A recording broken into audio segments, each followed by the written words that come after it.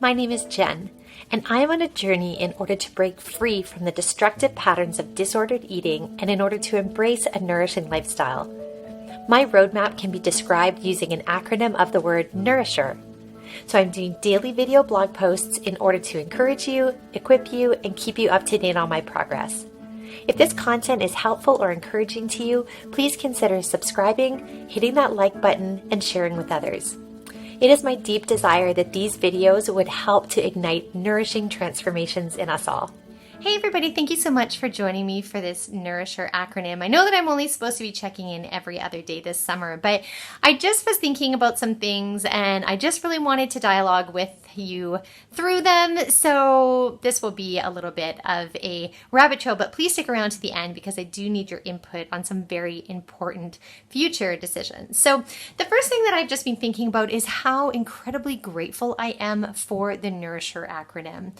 So this came about, this kind of thought or this deep sense of gratitude came about because lately I have had a very difficult time charging my phone. So if you have been trying to get a hold of me and I have been MIA, I deeply apologize. My phone battery and my cord connection situation is just really bad. So, but the most frustrating thing, there's one thing if you aren't close to a power source. You know, I'm out hiking and I forgot to bring a battery pack and I don't have access to power. That is, can be concerning. Then to be right beside a power source, like often I'll go to sleep and forget to plug in my phone and the power source was right there, but I just neglected to or forgot to plug it in, right? That also can be disappointing and upsetting. But when you go to the work to actually plug in your phone, leave it there, for a couple of hours, and then you come back and it's not charged, that is like so irritating, right? And then to jiggle with the cord or to try to put it in a certain spot, and yes, it's charging, and you walk away and you come back 2 hours later and it's still not charged. And that is like totally and utterly, I should say, crazy making and frustrating. And you know what? As I was thinking about this, I was thinking this is what it has been like for me to struggle with binge eating disorder for, almost 4 decades. Because all the way along, I have been looking for the power source, looking for the answers, looking for the route out or the way out of this trap. And, as I've talked about before, maybe that we have to narrate our experience as human beings. I mean, we're all, like, I think his name is Alain Duputin. He always talks about how messed up the Homo sapien race is. And we all have our quirks and our problems and our struggles. And that's just, living on this side of heaven. We live with the good and the bad in all of us. And but as I was trying to figure this out, I would narrate what I felt the problem was. So at some point, coming from a Christian heritage, I felt the problem is sin. I am just such a sinner. I'm so bad at my core that's why I continue to fall back again and again into these patterns with food.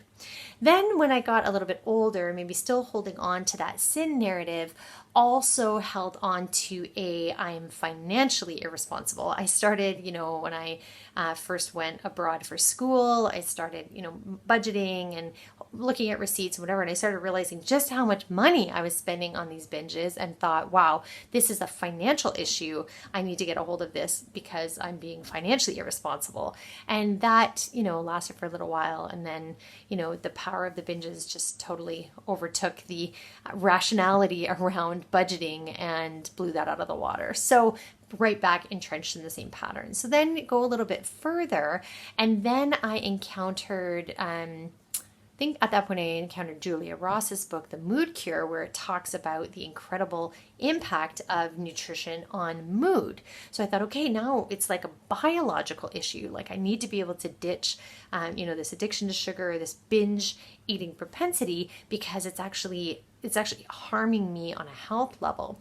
And so then it became, a health thing, and I worked at it for a health thing for a little while, and that lasted for a bit and then crashed again.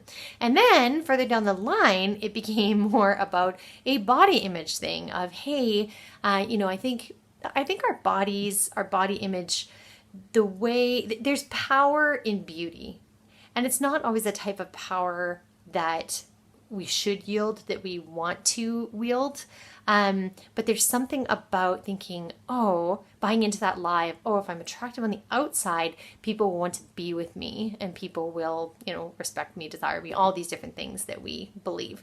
And so then it became, hey, maybe relationships will go easier if I can take control of this area, and I'll look better too, which after you've had 3 babies in 3.5 years, you would like to look a little bit better, which at least I did. So at that point, it became, this fixation. I did great. I lost a bunch of weight, blah, blah, blah. But again, just fast forward a year or two, and I'm right back where I started with these deep, deep inner stirrings and the binge eating disorder again. And, not realizing that it was a binge eating disorder, of course, just narrating it in all of these different ways. So all of these narrations haven't helped me come to the actual root of the problem and move forward. And I think when I was actually diagnosed with the binge eating disorder, it was like actually plugging in the phone and the phone charging. And since I've started this Nourishing journey using the Nourisher acronym, it has been like plugging in the phone and it actually providing a charge. Whereas those other times were either not plugging in the phone at all, or, plugging it in, really working hard to be a better person, or to spend money better, or to, be thinner, or to eat healthier or whatever, but just always left me in the same scenario, in the same bad binging place.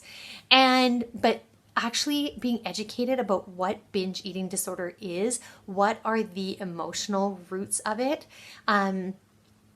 actually embracing this Nourisher acronym, that has been like plugging in the phone and the phone actually getting a charge. Is it easy? Absolutely not. I think you know that, and I know that.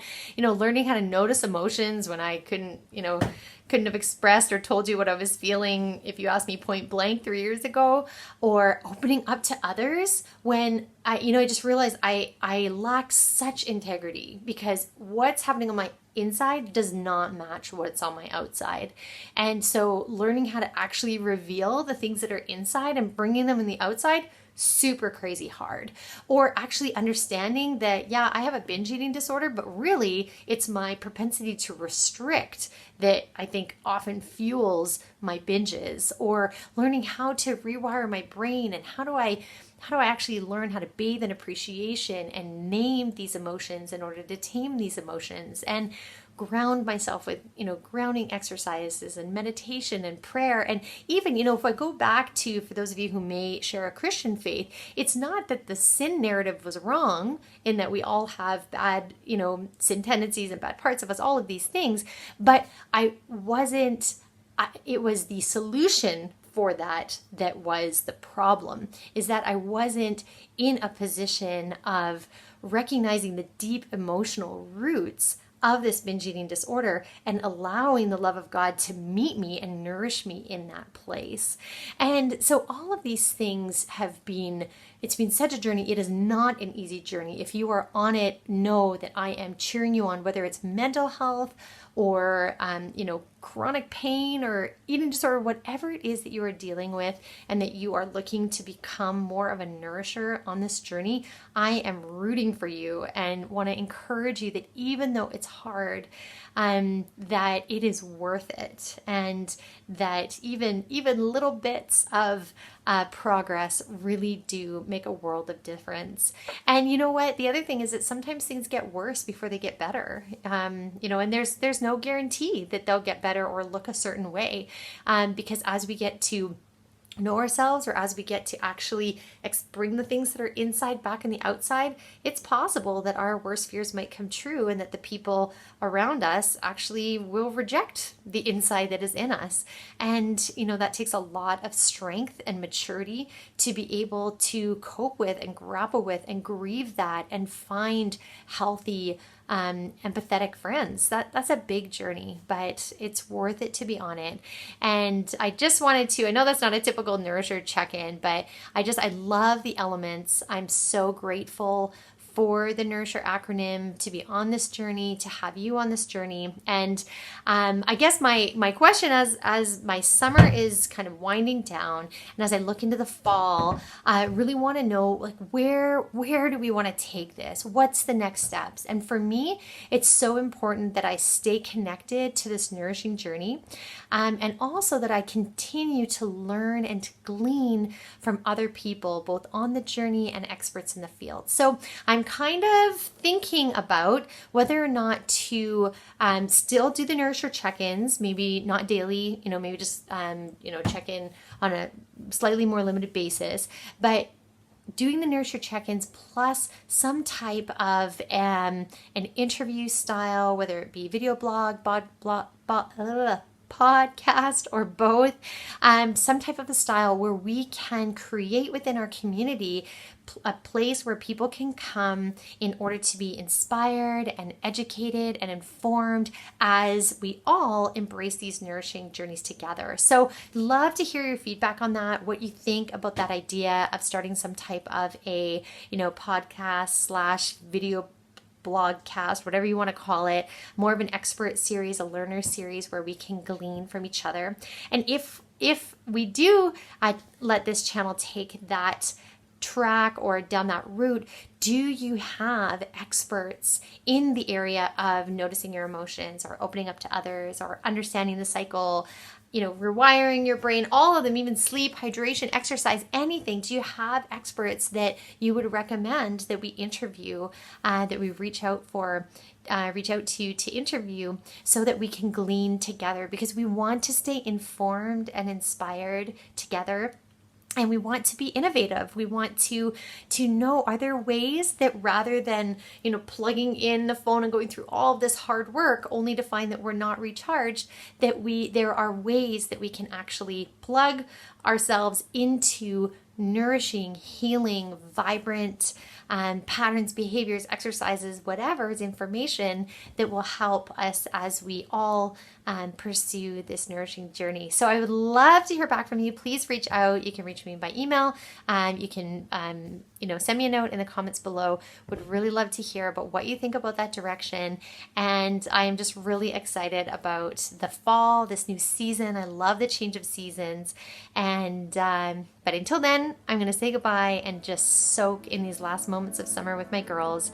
And I am wishing you a very nourishing day, and I'm looking forward to seeing you again tomorrow. Bye for now.